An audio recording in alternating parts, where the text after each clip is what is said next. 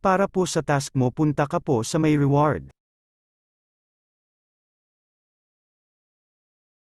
Ito po yung task ng 10kr. Mag-live ng 60 minutes or 1 hour para makuha ang 10k points. At pag naka-additional 1 hour live ka may makukuha ka ulit na additional 10k points, total of 2 hours live meron kang makukuhang 20k points daily.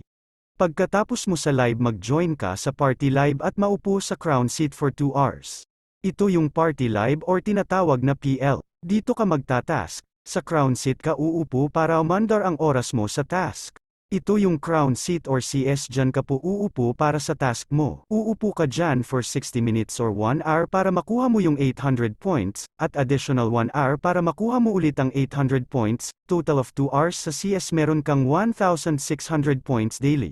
Daily mo po gagawin ang task mo para makaipon ng points. At habang nakasis ka-click mo yung baul sa taas para may makuha kang coins. 10 times ka pwede makakuha ng coins dyan daily.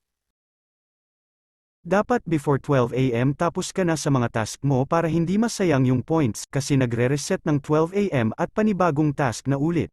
Kapag 1k hour ka naman meron ka lang 1 hour live at 1 hour CS, sa mo may makukuha kang 1k points, at sa 1 hour CS mo may makukuha kang 800 points daily. Ganun lang po. If you have any question, message me.